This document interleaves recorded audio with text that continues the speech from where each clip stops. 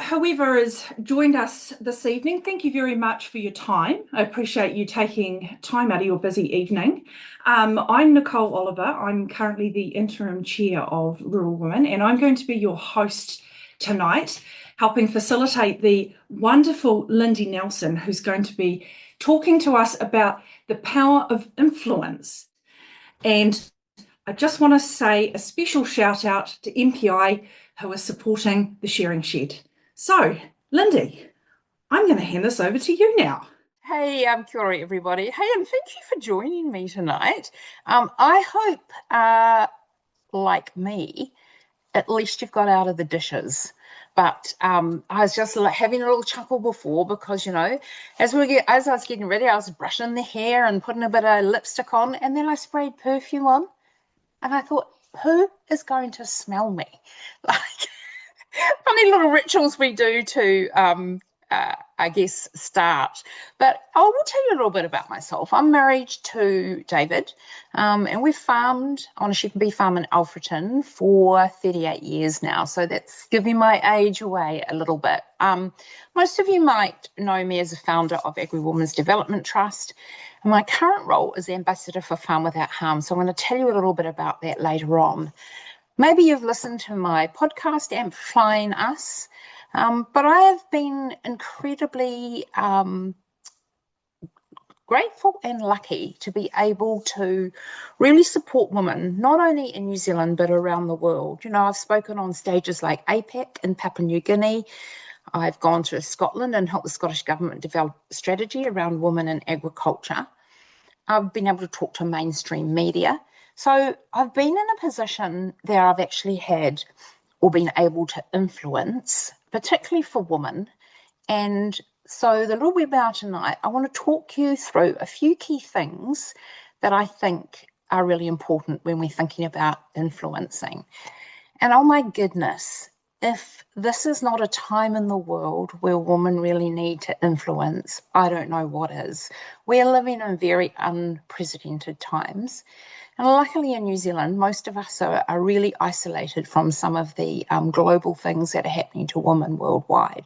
So thanks for joining me and Rural Woman. And thank you, Rural Woman, for actually inviting me to come along. It's pretty cool. So, Nicole, I think you're going to jump into some questions. Absolutely. But what I wanted to touch on, Lindy, which is what I felt really insightful from what you'd made mention, was putting some perfume on. And ironically, I thought that was actually influencing your mindset. So you're already having influence before you started, right? It's probably very true. So I hope, before I dive into the questions, I just wanted to cover off today's session objectives is that we want to have people go away understanding what influence is, having identified an area they want to influence, and having their first steps from here, and also having the need to influence a better safety culture and take home questions to apply within their farm or business. So, Lindy, starting off with question one. Where did your influence journey begin? Great question. So, thank you. Hey, I think, like a lot of rural women, it was a young bride coming into a district, very unknown. And we had, Ikirahuna is relatively small, and we had a local doctor who was leaving. There was a community meeting called, and we were really struggling to go. We knew we couldn't attract a locum GP into our practice. We were just really too small. And it was, what did we do about access to healthcare for our population? And I remember standing up, because my background is, my first career was nursing. I remember standing up and proposing that perhaps the community could buy the practice and we could, look to see if we could, hire in a GP a couple of days a week, and it would be a nurse-led practice. And I remember sitting down and then shaking and going, oh my goodness, who am I to put forward this idea? But actually the community came together and we did buy that practice, and it's still going now. And then that model of a nurse-led practice got rolled out throughout New Zealand. So a few years later, Marston Hospital was under, a threat of closure we were financially in a really big disarray, and it was the beginning of the DHBs.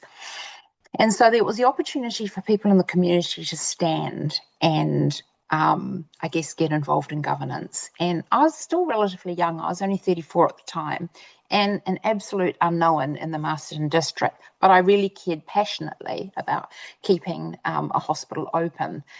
And long story short, 26 people stood for four places on that board. And I was really lucky to be one of them. Now, the reason is that I painted a really compelling vision that people got. And I think that's probably lesson one tonight, is being really clear on what you want to achieve and what that influence looks like. Long story short, we borrowed 36 million. We built a brand new hospital and we provided, healthcare into the future. Was I nervous about any of those things? Did I feel I had the skills? No. But what I was really passionate about it. And in my last 20 years working with women, this is what I found. Women take action when they're concerned about something, when they want to preserve something, or they want to change the status quo. And we can be really brave for stuff that matters more than our own discomfort. And it's not about whether we're qualified to do something or even prepared, because most of the time when we want to influence, we're not prepared. We don't even think we're ready. But it's about our deep need to want to change something. That certainly makes sense, Lindy. So talking about from a need to change something, and obviously there was a personal element of feeling that need for change and development. So you started off with your leadership in healthcare and obviously at home as well on your farm. And then how did that then develop into AWDT and believing in other women needed that development and personal growth? Can you talk to us a bit about that? Yeah, so I think our experiences shape, it's what we see in the community. And I started my working farming life as a Ikarahuna Plunkett nurse. And look, I knew nothing about farm life for women on farm apart from just getting married myself. Didn't know about rural communities.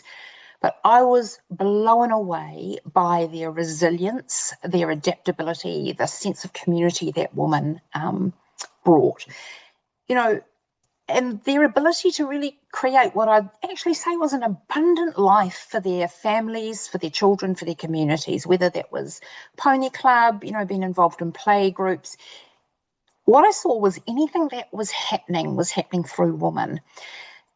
However, influencing outside their communities into their own farming businesses or industry or on board, there were very few women who were visible. And I could see that women wanted to contribute more meaningfully to shape their lives around them and shape the organisations. So for me, it started, there was always something at the back of my head as I sort of progressed through my career. Where are these women and what is holding them back? So the beginning of Agri-Women's really started as a question. It started as why? What holds women back? What are the barriers and what do they actually need? So I started investigating, doing a master's, but soon discovered that was way too prescriptive for me and it didn't suit the way my brain worked. I was really lucky that I sort of started putting it out there that I wanted to do this, really what was called social research, and two amazing professors from Victoria University basically took me under their wing and taught me the skills of social research. So I travelled around New Zealand for 3 years and I studied 3 groups of women. One group of women are the women who had kind of been successfully making that transition from farm, whether that was into a business they owned, whether it was onto boards or into leadership. So I looked at them and I looked at what were the key success factors that enabled them to, I guess, get out of their own way and into the things they wanted to. Then I ran focus groups with women who really wanted to take that next leap but didn't know how to. So that gave me another, I guess, thing to understand. And the third group, and this is a really thing that I think women are really good at, is the instinct. And at the time, the professor said to me, I don't know why you're studying that third group. So the third group I chose were women who had actually done some professional development. And I wanted to see, was the development successful in actually enabling them to take the steps that they wanted? And that one proved to be the most powerful answer, because we absolutely knew then what it was that held women back. So 3 years of research and I had some answers. And to be honest, it was never my intention to start an organisation. I really wanted to hand that research over and give it to somebody else, but nobody saw the opportunity I did. I found my first supporter, who was an incredible Māori woman called Mavis Mullins, and she really pushed me to think big. Then we've had 2 trustees. In 2010, I stood in Parliament, beginning of a global financial crisis, and we started with our first group of women on their year-long escalator journey. So, yeah, that's that story. That's a really special celebration, I guess, of your acknowledgement in terms of the direction of travel that you've taken women on. And I think it's amazing that that actually starts from not just yourself, but the community reflection that you had, where there was a gap and there was an opportunity. So I guess my next question to you is, so what changed as a result of women becoming more active in the areas that they wanted to influence? And how did you see that, how do you see that change happening? Yeah. So you have to realise this was 2010. And if we go back the 3 years before the research, we were actually looking at 2007. There weren't a lot of women really visible in leadership in our sector. What changed as a result of Agri-Women and starting those programs? Well, you can talk about numbers. In that time, the 10 years that I led Agri-Women, I developed 12 different programs. So we had programs from farm right through to governance. We graduated over about 5,000 women and some men in that time. And if I look at those early graduates of Escalator, that's produced 4 mayors, directors on all our biggest agribusiness boards, women who are leading actually multi-generational economic development projects, CEOs, executive leadership, Māori agribusiness, 2 national presidents for rural women. So that's some of the stories, but the impact that I'd actually have to say is most meaningful to me was when I started, I was really clear I didn't want to alienate men on the journey. And we developed a program where we brought farming partners together, and to see men and women leaning into their equal strengths, and to hear men say, I feel like we're a team now. I feel there's been a weight lifted from my shoulder. That's the one that it just still gives me the goosebumps, to do that one. And if I think about, the genesis of rural women New Zealand in the last 100 years, and those farming women who, this is my understanding of how rural women was created, those farming women who came together when they came to Wellington with their husbands, I think, who were in Federated Farmers, and they started talking, they had the conversations, and they came together to improve the lives of women, their families in rural communities. And I really believe now more than ever, rural women New Zealand needs to exist for influence and impact. So, things change, but really things don't. When I started on this journey, there was a real struggle to understand for women, really, where they could make a difference. We'd have conversations with people and they'd go, oh, I've got a woman on my board, as if one woman was going to fundamentally make a difference. And so we were trying to articulate the value of what women were going to bring to the equation. And right back at the beginning, I had to articulate a really strong vision, and that was that women were critical partners in solving some of the challenges that we faced. I think that's a really fair point. The challenges that we face. So, as women or men who might be listening to this, if you're wanting to influence something, what's your advice then, Lindy? And where do you start in terms of thinking about having that influence? Because it can feel very overwhelming to say you have to influence, because that kind of sounds like big words like leadership. And that can be quite a chunky thing to get your head around. So, where do you begin? Yeah. So I sort of tried to break this down into about four key areas. And, influence is literally that. It's about creating the change that you really want to bring to life. So the first thing is, do you know where you want to influence and why? Kind of what's the vision? The second one is, do you know what the barriers are? And if you can remove them or lessen them. Because if we don't spend that time removing the barriers, it becomes harder to create that change. Are you clear on the opportunity and how it needs to be communicated, i.e. what will change as a result of the action that you're going to take, and where do you get your support from? So I think clarity on those first four is really, really vital, and I'm going to take you through some examples of that in the next few minutes. We live in a really interesting world where even the thought about influence has really dramatically changed. Influence isn't telling. There is actually an art and there is some psychology to it. And if you're interested in learning more about influence and you see this play out, I've actually mapped this model against actually what happened in COVID when we were all really heavily influenced, is a guy called Robert Cialdini. And he has 7 steps. I haven't got time to go into those tonight, but that's really quite an interesting model to look at. Social media has totally changed our perception of influence, and influence is not telling. Influence is about changing something, and I think there's some really morals to it as well. And so the type of influence I'm talking about is influence which improves situation, which improves lives.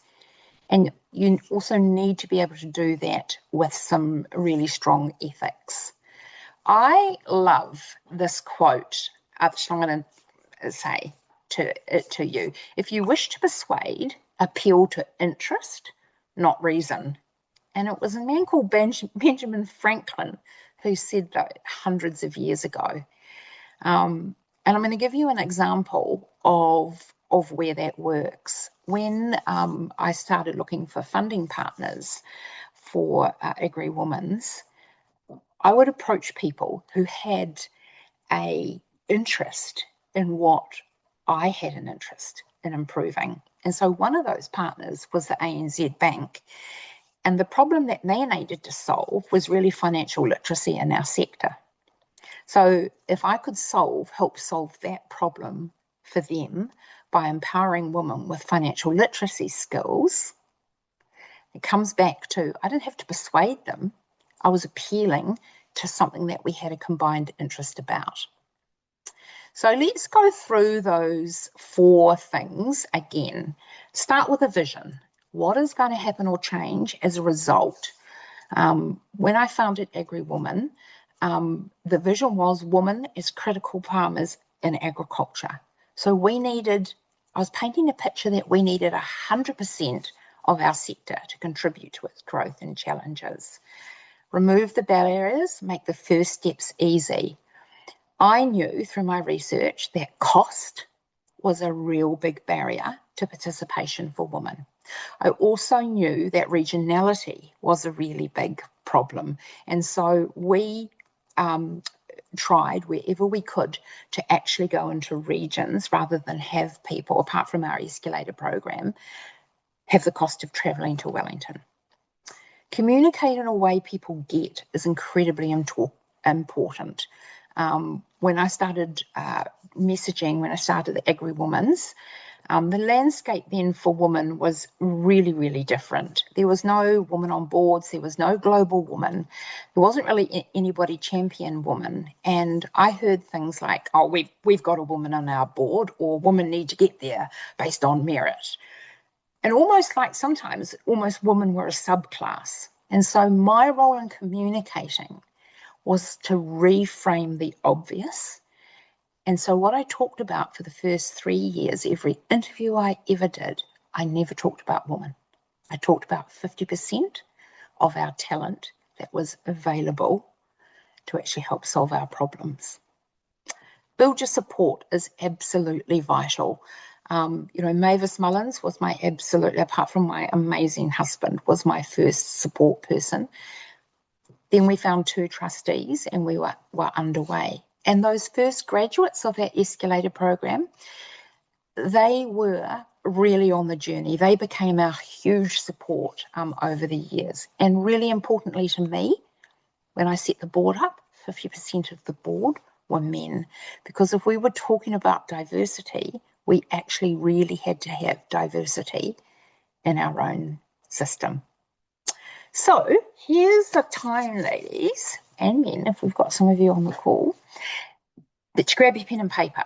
And I want to ask you a few questions. And I'm also we're going to be quiet while you do this. I'm going to give you a couple of minutes to do this.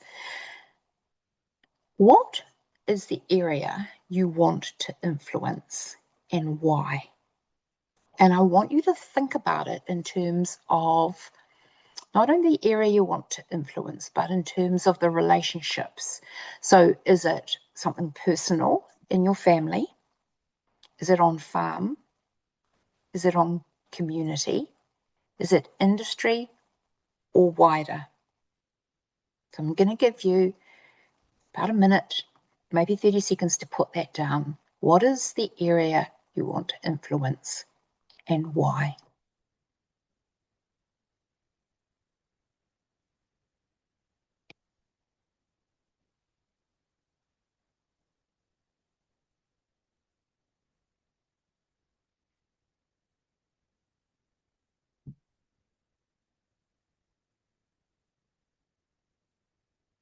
Okay, so the next question is, what's the vision?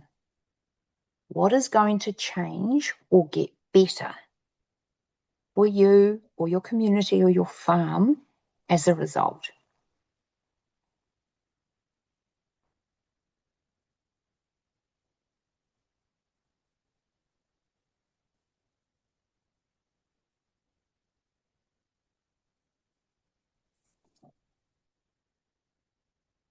The last question is, what's the barrier now?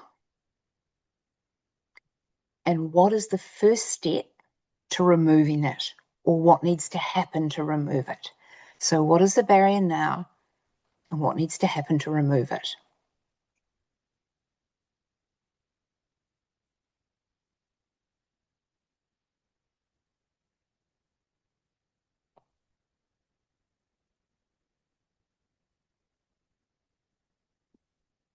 And the last question is, what is your winning communication message or messages going to be? And why I want you to think about that is you need to understand your audience here. So that comes back to, is it personal, is it family, is it farmers, community? And you need to think about what they will respond to better. Will they respond to data? So using facts is going to, and a rational argument will support change. Or is it the emotion? Is it connecting into their own values or beliefs? So just have a wee think about that. What's your winning communication message? You might not have all of that, but it's something to think about.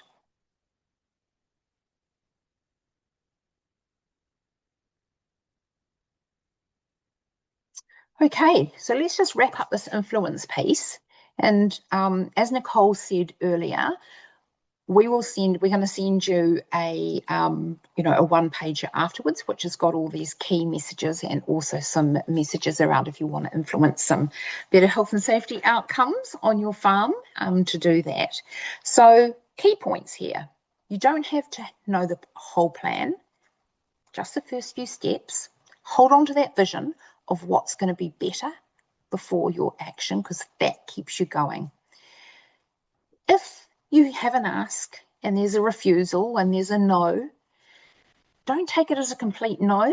Take it as maybe a need to understand more. So it might be more information is needed, or more clarity, or more time. The number of times I got a no, which I realized I hadn't articulated it well enough, or I hadn't given them enough reasons, or I hadn't given people enough time. And once again, I think now more than ever is really important that rural women need to step into those influencing roles. So, Nicole, we're dead on 7:30, and Absolutely. so far, we're going exactly to time. Absolutely, Lindy. You've been doing a great job of keeping yourself to time. I'm very impressed, because I know that it's very easy when you're really passionate about a topic to get wildly off track, Yeah. getting stuck into the nitty-gritty of sharing that.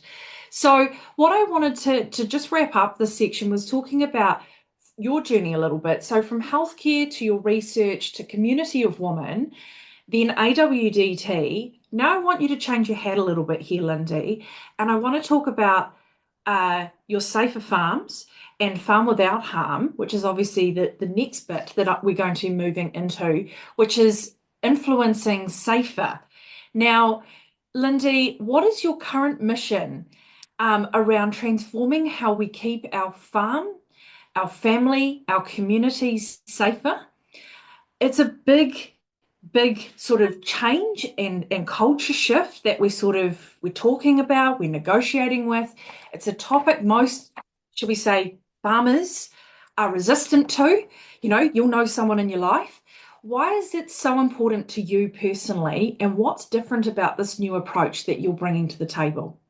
Yeah. Well, thank you. I'll probably go off track now because this is really my current passion, but we'll keep to time. Look, That's okay. There's a personal reason here for me, and it starts off with being a young bride and observing both death and injury in my community. And actually, the day I stepped onto our farm, I got involved in health and safety. And it was the same day that I became aware that a lot of what we did on farm was really reliant on the skill of the operator rather than any inbuilt safety. So I was on the back of a three-wheeler going up a fence line with my husband when he rolled the vehicle on us. And he'd been going up and down that fence line all day. He was a skilled operator. And yet one thing changed, which was me jumping on the back, and he could have killed us both. And I think it really struck me then how dangerous farming could be, and that we were really killing and injuring too many farming folk. Not many years after that, we lost our neighbour in a farming accident. And as a farmer who employs young people, I never want to go to anyone's mother or father and say, we killed your child on our farm today. They didn't come home. So it's always been a really personal reason for me. And it's always sat there as, I guess, like empowering women, a problem that we really needed to solve. And then there's an industry reason. We are the most dangerous sector in New Zealand in terms of harm statistics. I want to really just pause there.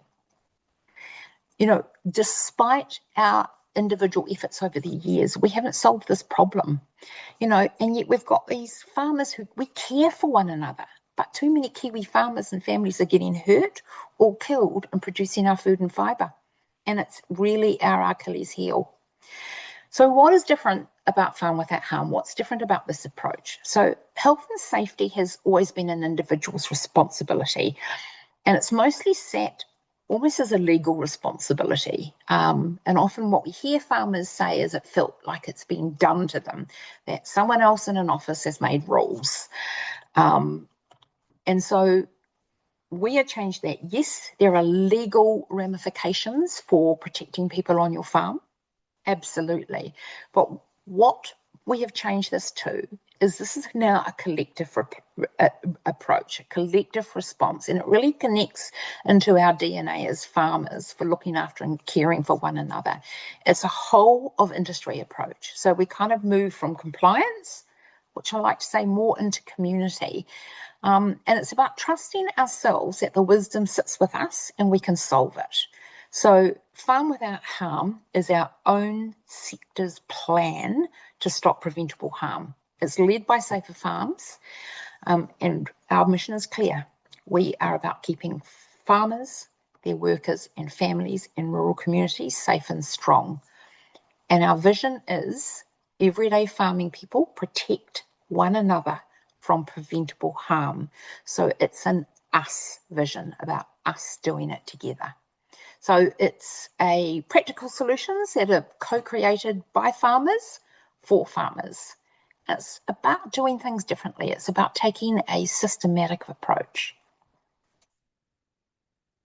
I think that systematic approach is a really interesting idea when you think of some of those sobering reality of harm stats. And I remember about 10 years ago when the government was making some big changes to sort of this health and safety legislation and thinking, wow, that's going to be a really big stick mentality. And how are we going to sell that to farmers and actually get that influence, funnily enough, behind farm gate to make that change? So, Lindy, do you want to share with us how Farm Without Harm was developed? Yeah, sure. So it was developed over 2 years. We brought farmers, their families, rural communities, industry. We brought everybody together, and we looked at, how do we change this? What are the, I guess, what we'd call the high harm things that we really have to focus on? It's practical, it's grounded in what works on real farms, and it's been designed to deliver really on-ground change. It's gone from what I'd call the shiny shoes approach, which is people who don't work on farm that have often created solutions, to what I've called the dirty boots approach, which is these solutions have been developed by people who are actually doing the work. So it's a really practical, grounded approach. That makes a lot of sense. And I love that analogy of using dirty boots or shiny shoes. But can you tell us what are the areas that we've really got to focus on, regardless of what footwear you're wearing? Yeah. I think we all know that sort of quad bikes and tractors, there's significant harm to the point that they are killing us. What else is there going on farm that we need to be aware of? Yeah, so you've nailed one of the top ones, vehicle harm, which is predominantly quad bikes and tractors. We've got what we call psychosocial harm, and that's quite hidden. It's how we actually are working, how we're designing work. It's the effect of work on us. So it's our mental health. We've got what we call the hidden harm. So these are the sprays, the chemicals, the dust, kind of the longer term things that occur, but they're not immediately obvious. I mean, frankly, we have farmers sitting in dementia care units in New Zealand now that should not be there because of their exposure to sprays. And then we've got your livestock handling. So the things that happen when you're handling livestock. So your back injuries, crush, your fall injuries, all of those. I mean, my big aim is to think about a farmer. And I think if anyone deserves a decent retirement, it's a farmer. They need to retire being, free of injuries, which are going to cause them and their families, let's face it, a lot of significant discomfort in their older years. Yeah, I totally get that, Lindy. And I've got, personal family experience in this space. And yeah, I mean, I wished I had more time with my grandparents for that very reason, because of harm that we're just not thinking about. Now, when you say harm that we don't think about, you'd think, hang on a second, isn't that common sense? Isn't that what farmers deal with every day? Shouldn't common sense be more common? But how does that work with health and safety?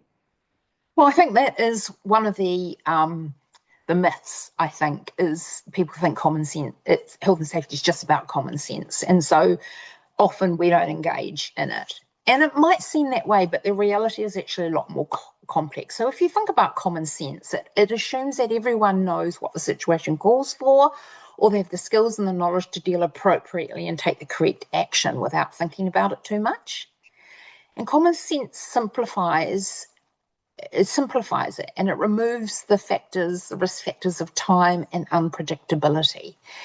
And the reality of farming is it involves high risk, long hours, fatigue, and very unpredictable situations. So we are losing even experienced farmers when they face a serious accidents to things that seemed quite obvious in hindsight. And if we look at our harm statistics and the people who are actually really dying, a big bulk of those are our most experienced farmers in their 50s and 60s who are getting seriously hurt or killed. And so these are people who have common sense. And Farm Without Harm isn't replacing common sense. It's about identifying risk before that can cause harm. It's about what we call building capacity in our system so that if we fail, we can actually fail safely. So instead of just relying on an individual's judgment or skill, we've got a backup. And the easiest way I can talk to you about this, if you think of jumping in your car and go to town. Now, you would not think without putting your seatbelt on. You've got ASB braking, you've got airbags, you've got, often now in these new cars, you've almost got early warning traction controls. You've got what we call capacity built into the system so that if you fail and you're in an accident, you'll fail safely. Now, let's go back to the vehicles we use on farm and we think of a quad bike. There is nothing on a quad bike that helps us fail safely. So when an accident occurs, it'll usually occur not because common sense was lacking, it was because something unpredictable happened and the farmer had no way of protecting themselves. So, we've got things like we're going to share learnings and proven fixes so that everybody almost has common sense. So these are the sort of things that we're doing. We're not replacing common sense, we're just making it more widely distributed. That certainly makes a lot of sense, Lindy. I think that's a really interesting thing that you touched on at the start. Long hours in an unpredictable job through to failing safely. That almost seems a bit oxymoronic, right? They're kind of two very different things. So really, what are some of the things that hold us back as farmers or when we're farming that we can actually get better at safety so that we can learn to fail safely? Because I think this is a really good takeaway term from tonight.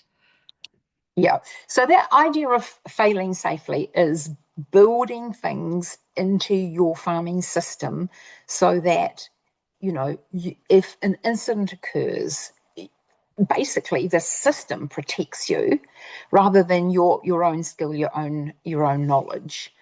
That's incredibly important. We're not taking that away. Do you know what?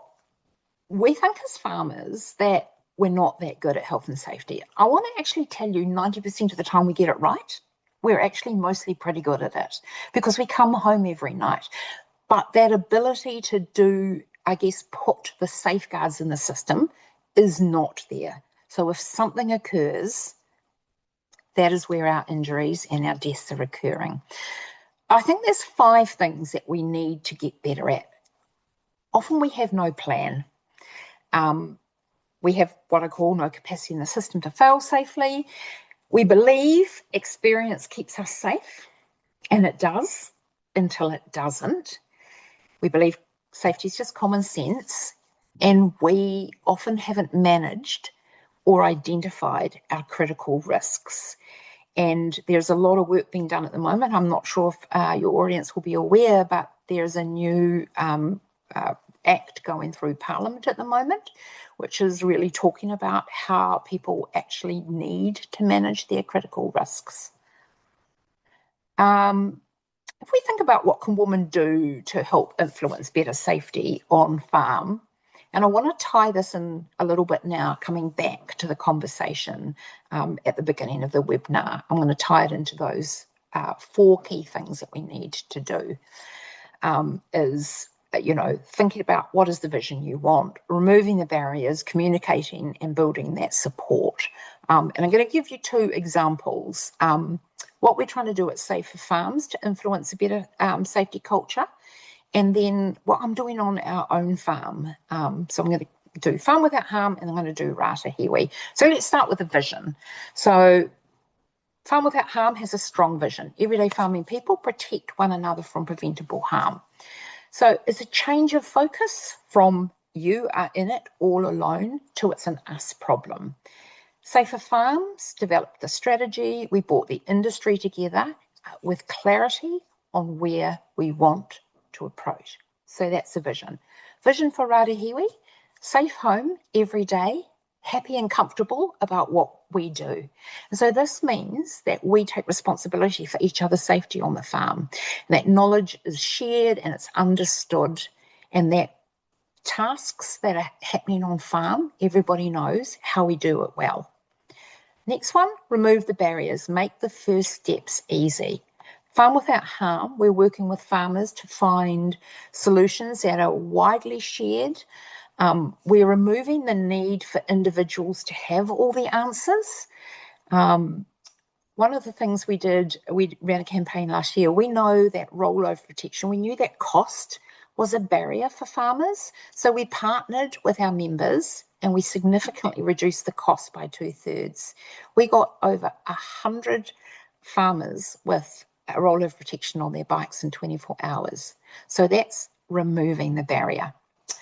At Ratahiwi, when I realised we need to put rollover protection on our bikes because I had read all the research, I got the team together and I said, you're not going to have a choice about whether we put rollover protection on your bike, but you're going to have a choice of which one you want. So I gave them a couple of choices. We did the same with helmets 10 years ago and we started wearing those. So that's removing the barriers, making those first steps easy. Communicate in a way that people get. When we launched the Farm Without Harm strategy, we launched it, and probably some of you will remember, with this campaign, Half Us Stops Here. And it was about getting language that grabbed farmers' attention, language that resonated with us. Now I'm using my new ambassador's role to get around the country and talk about what we're doing, bring people together. We've just started influence being by creating this role of safety champions throughout New Zealand. And we're putting out safety alerts. So this is things that are going wrong on people's farms and what they're doing about it. So communicating in a way that resonates with farmers. It's farmers to farmers. At Ratahiwi, we communicate with our team around, putting people first before the task. One of the very first times we brought safety meetings into our team about 8 years ago, we decided we were going to have them on a Thursday. And the very first week we had some stock going out of the yards. And I remember my husband and I talked about it and we said, you know what, we've got to cancel that stock because we've got to embed this idea of, regularly having these safety meetings. And so that communication is really key. And that last one is build your support. So Farm Without Harm, we created influence by signing a pledge. The first industry meeting we had was co-facilitated with Ray Smith from MPI, and we had about 80 industry people on that call. And so that building your support, getting others motivated towards what you want to achieve is really important. And on farm, it's the same. Find the person who gets it, create those easy wins, build safety into the conversation every day. And, before you can influence, you need a relationship. You've got to walk the talk. People have to know you care about them. And so for us, we started having our team round to dinner every Wednesday. We weren't talking about safety with our team when they came to dinner on a Wednesday. but we were showing that actually we really cared for them and about them. I love, Lindy, earlier you mentioned that safety on farms and health and safety more broadly is an us problem. It requires working with other people within our businesses in agreement with our partners that we have.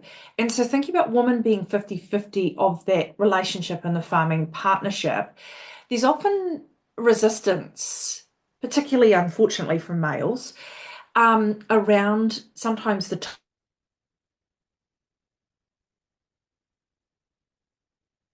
requirement. You talked about, doing all of the research and then, making a plan. But how do you begin those conversations if you're facing resistance at home or Yeah. in your workspace around, creating and having that change happen? Yeah. And look, we know that that's happening out there, I live in a community, I'm a farmer's wife myself. Small steps. I bring it back to identifying the one or two things that are really worrying you. Start from a place of curiosity, not judgment. So start with one or two questions and think about having a really honest, what I'd call a really heart-led approach, and bringing these things up at the right time, because we all know, ladies, when we brought things up that are concerning us at the wrong time, it never goes well. These are the 5 questions I would focus on. And the first one is, do we know the sticky stuff on our farm? And the sticky stuff is the shit that can kill you. Most farmers will get that. And then follow up with a question. Then if we know the shit that's going to kill us, how do we manage it? Question, what keeps us safe? So they're not long questions here.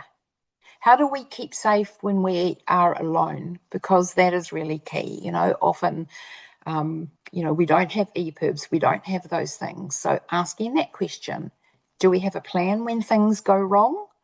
And what are our most critical risks? So start with a couple of those and build those conversations and keep coming back to them. And I think that's where we will start to make real changes, is by keeping it really simple and starting there. These are actually all down in the little sheet that I'm going to send you after this webinar. Fantastic. Thanks for that, Lindy. And I think one thing that I'd like to add to that list was that comment I mentioned earlier about planning to fail safely. I think there's a real intrinsic thing there of not relying on simple common sense or having done it before, the habits that we've built over time. And having a plan actually makes a big difference. So before I just move into Lindy's last question, to the audience, if you've got any burning questions that you'd love to ask Lindy, before we jump off the call at 8, now's your time to chuck those into the chat so that I can have a read of them and prepare Lindy with those. Otherwise, I've got a few that have been submitted ahead of time that we can go through. Lindy, is there anything else that you'd like to say at this stage before we wrap up? Yeah, I do. Look, safer farms are better farms. They're more productive, they're easier to staff, they're resilient through those tough times. And most importantly, everyone gets home safe at the end of the day. And this is your family, these are your friends, this is your community, they're your people. We actually can't ignore the cost of poor safety anymore. We can't afford the loss of lives and injury.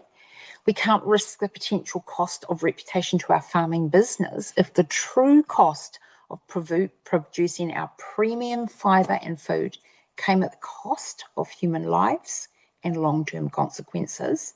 And we can't do it alone. You here have the power to make this change happen.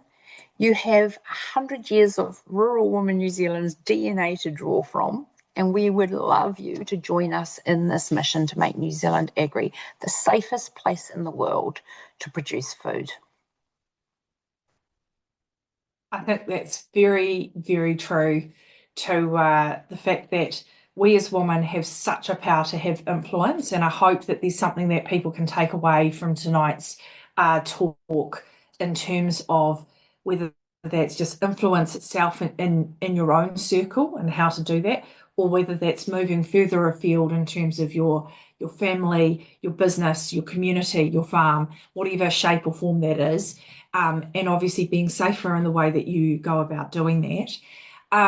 What I'd like to do now is open the floor to any questions.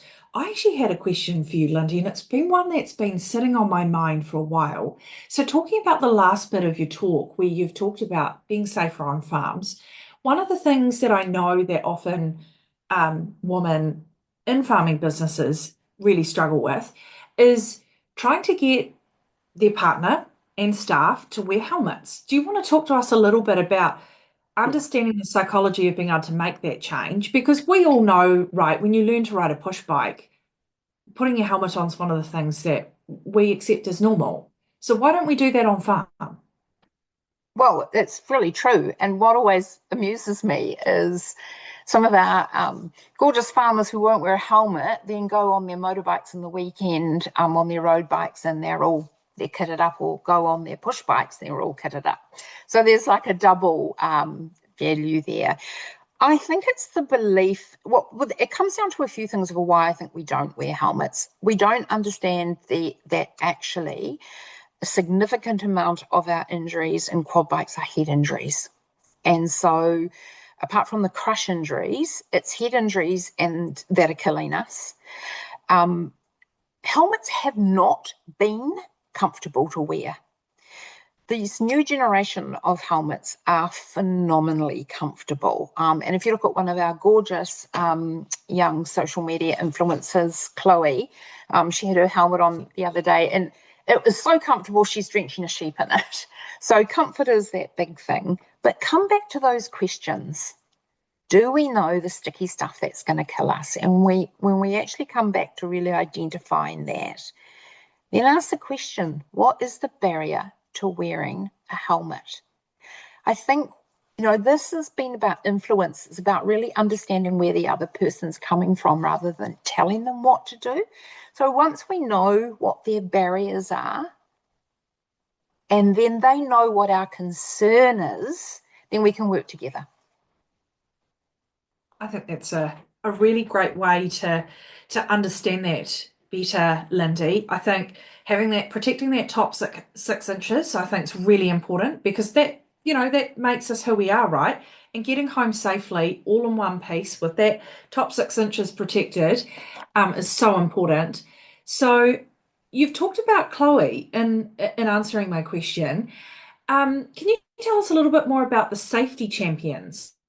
Yeah, Who so are this they? is What kind of people are you looking for? maybe on this call right now. So these are farmers. They're not health and safety experts. They're farmers who are curious to learn more about health and safety, or they've had some compelling reasons to change the way they farm, or their experience. So at the moment we have three. We have an older gentleman, Roger Barton, who is a sheep and beef farmer from the Wairarapa, and Roger's had a lot of experience. And we've got George Dodson, who was New Zealand Young Farmer a couple of years ago. He's a dairy farmer down south. And Chloe, who has wahine farming, and Chloe's sheep and beef up in Hawke's Bay. Chloe and George have, they have the channels to talk to people, and they just talk in, an everyday way. We're trying to grow that so that we've got champions in all around New Zealand.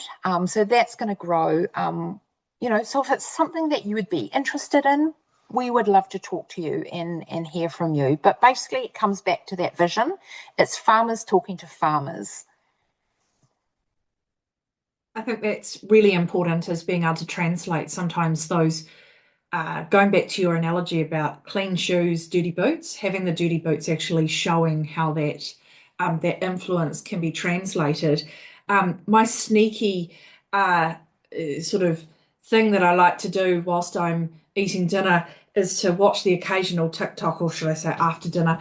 And I have seen George Dodson pop up from time to time on my TikTok reel. So he probably is subtly influencing me without even realizing it. So there you go. I learned something new as well tonight there, Lindy. Yeah. So what will it look like when we know as farmers, we've realised the farm without harm vision, every day farming people protect one another from preventable harm? Yeah, I will answer that, but I've just seen there's a question from Emma here Yep. about hubby wearing a wide brim hat. So yeah, yay, good on hubby for wearing a wide brim hat. I'm making the assumption, Emma, you're talking about not being able to then get a helmet on.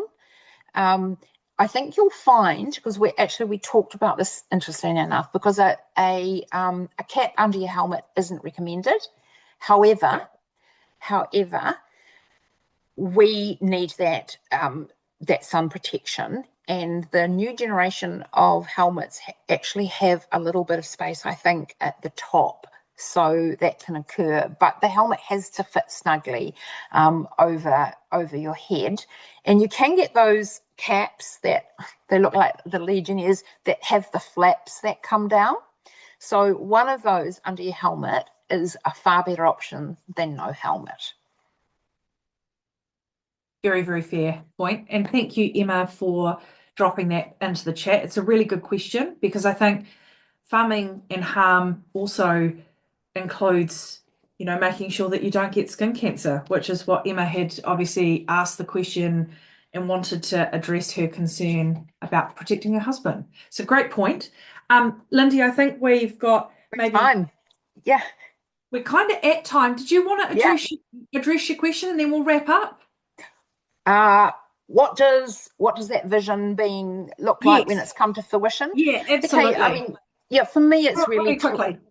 for me it is really clear is where I would feel comfortable to know that my son could go on anyone's farm and return home safe.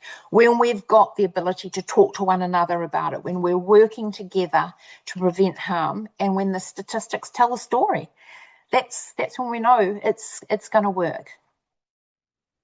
So just wrapping up, thank you very much for joining us, Lindy. It's been a really interesting hour that we've had with you. And just wanted to thank MPI for supporting Rural Women New Zealand and being able to host and hold the sharing shed.